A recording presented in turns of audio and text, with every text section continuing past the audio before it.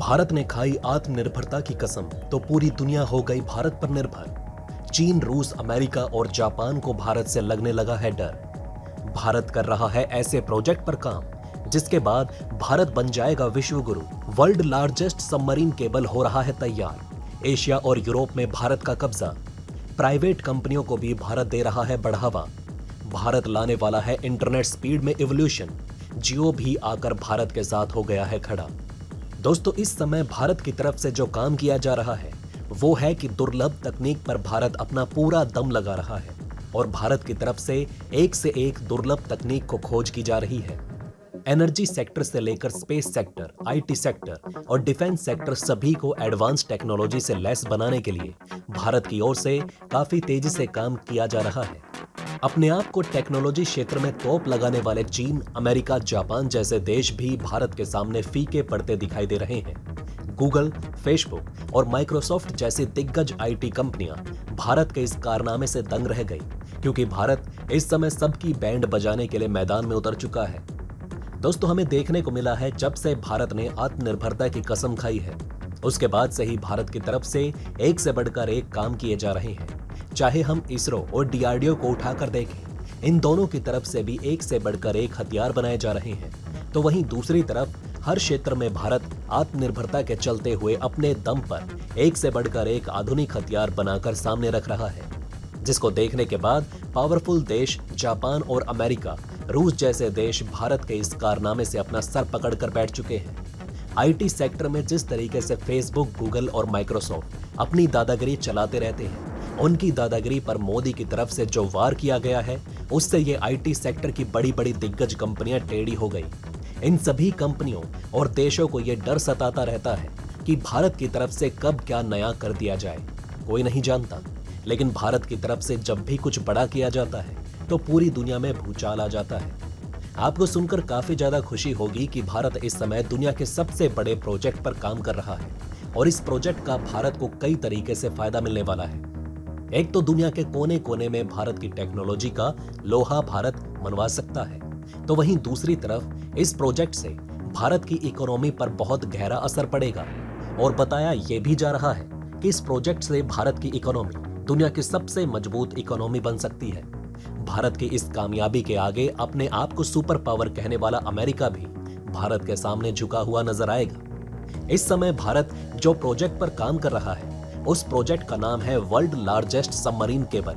और आप ये बात अच्छे से जानते होंगे कि मोदी की तरफ से भारत को सुपर पावर बनाने का काम किया जा रहा है। इसी वजह से भारत की तरफ से आत्मनिर्भरता को बढ़ावा दिया गया और आज देख सकते हैं भारत अपने दम पर एक से बढ़कर एक आधुनिक चीजें बनाकर दुनिया को हैरान कर रहा है और सुपर पावर जैसे देश को भी अपने आगे झुकने पर मजबूर करता दिखाई दे रहा है। भारत की तरफ से वर्ल्ड लार्जेस्ट सबमरीन केबल का जो प्रोजेक्ट है उसके लिए भारत न केवल अपनी सरकारी कंपनियों को ही बढ़ावा दे रहा है बल्कि भारत की तरफ से प्राइवेट कंपनियों को भी बढ़ावा दिया जा रहा है। भारत ये बात बहुत अच्छे से जानता है कि जिस तरीके से प्राइवेट कंपनी और सरकारी कंपनी मिलकर किसी प्रोजेक्ट पर काम करेंगे तो उसका आउटपुट भी निकल कर आएगा। वो सिर्फ सरकारी कंपनी अपने दम पर निकाल कर सामने नहीं रख सकती, इसलिए भारत की तरफ से प्राइवेट कंपनियों को भी बढ़ावा दिया जा रहा है ताकि उनका हौसला भी बढ़े। इस प्रोजेक्ट को भारत की जानी मानी प्राइवेट कंपनी रिलायंस को सौंपा गया। कंपनी अपने 2 पार्टनर के साथ मिलकर 2 सबमरीन केबल सिस्टम लगाने जा रही है। इससे भारत के इंटरनेट डाटा के डिमांड को तेजी से पूरा किया जा सकेगा। सबमरीन डाटा केबल से IAX और IEX सिस्टम शुरू होगा जो इंटरनेट के कंज्यूमर्स को कंटेंट और क्लाउड जैसी सुविधाएं आसानी से मुहैया कराएगा। सबमरीन डाटा केबल से इंटरनेट यूजर को high capacity, high speed system की सुविधा मिलेगी। इस केबल सिस्टम के जरिए 200 TBPS की स्पीड से इंटरनेट सेवाएं मिलेंगी। यह सबमरीन केबल सिस्टम 16,000 किलोमीटर के दायरे में फैला होगा। सबमरीन डाटा केबल सिस्टम का अर्थ है जो समुद्र के अंदर से गुजरे।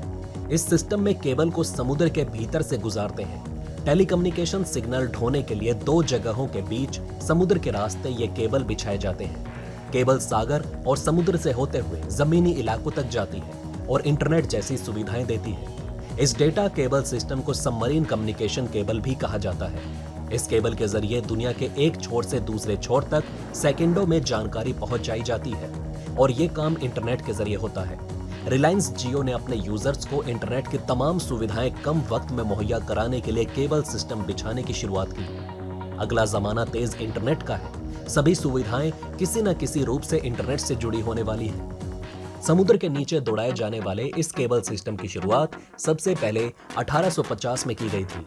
ये काम टेलीग्राम ट्रैफिक के लिए किया गया था। इस सिस्टम के शुरू होते ही दुनिया के अलग अलग देशों में टेलीग्राम के जरिए भेजे जाने वाली जानकारी बेहद तेज हो गई। धीरे धीरे इसका दायरा बढ़ता गया और आज इंटरनेट का पूरा सिस्टम इसी पर आधारित है। एक आंकड़े के मुताबिक मौजूदा समय में पूरी दुनिया में लगभग 426 सबमरीन केबल्स सर्विस जारी है। इस तरह से कह सकते हैं कि समुद्र के भीतर इंटरनेट और डेटा केबल का पूरा जाल बिछा हुआ है। इंटरनेट से जुड़ी ये तकनीक जैसे जैसे बढ़ रही है, वैसे वैसे सबमरीन डेटा केबल सिस्टम का दायरा भी बढ़ता जा रहा है। समुद्र के भीतर पुराने पड़ते केबल सिस्टम को हटाया जा रहा है और उसके बदले नए सिस्टम को जोड़ा जा रहा है। इसलिए हाल के समय में सबमरीन डेटा केबल सिस्टम में और तेजी देखने को मिलेगी। सबमरीन केबल सिस्टम का काम बहुत महंगा और पेचीदा होता है, इसलिए सभी कंपनियां इसमें नहीं उतरती। समुद्र में केबल बिछाने के लिए समुद्र और महासागरों की पूरी मैपिंग करनी होती है।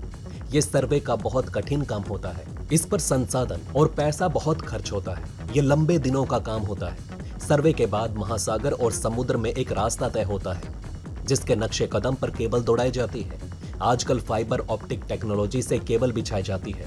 रिलायंस जियो ने इस तकनीक पर देश में बहुत खर्च किया और पूरे देश में उसने जियो फाइबर की सेवा शुरू की।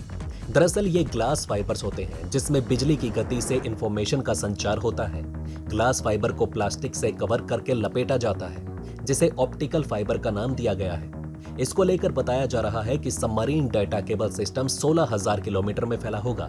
सबमरीन डेटा सिस्टम का काम बहुत महंगा और बहुत पेचीदा होता है और इसी वजह से हर कंपनी इस काम में अपना हाथ नहीं डालती। इस काम को करने के लिए पूरी मैपिंग की जाती है, उसके बाद सर्वे किया जाता है और फिर जो रास्ता तय किया जाता है उस रास्ते पर पूरी केबल दौड़ाई जाती है।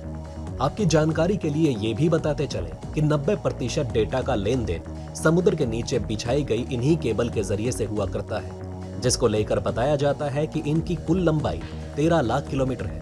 गूगल, माइक्रोसॉफ्ट और फेसबुक जैसी बड़ी कंपनियां इन्हें बिछाती हैं। इसके अलावा तमाम टेलीकॉम कंपनी के लोग भी इसके हिस्सेदार होते हैं। इन्हें एक खास तरह के केबल लेयर के जरिए समुद्र के नीचे बिछाया जाता है। एक दिन में 100 से 200 किलोमीटर केबल बिछाए जाते हैं और इनकी चौड़ाई 17 मिलीमीटर के आसपास होती है। इसके अलावा कुछ लोगों का सवाल ये भी निकल कर आ रहा है कि आखिर भारत को इस केबल को बिछाने की क्या जरूरत है। भारत में तो ऑलरेडी इंटरनेट मौजूद है, लेकिन आपकी जानकारी के लिए बता दें कि भारत में इंटरनेट के उपभोक्ताओं की संख्या लगातार बढ़ती चली जा रही है, जिसकी वजह से कंपनियों के ऊपर लोड बढ़ता हुआ चला जा रहा है। इससे इंटरनेट की स्पीड और क्वालिटी लगातार गिरती चली जा रही है।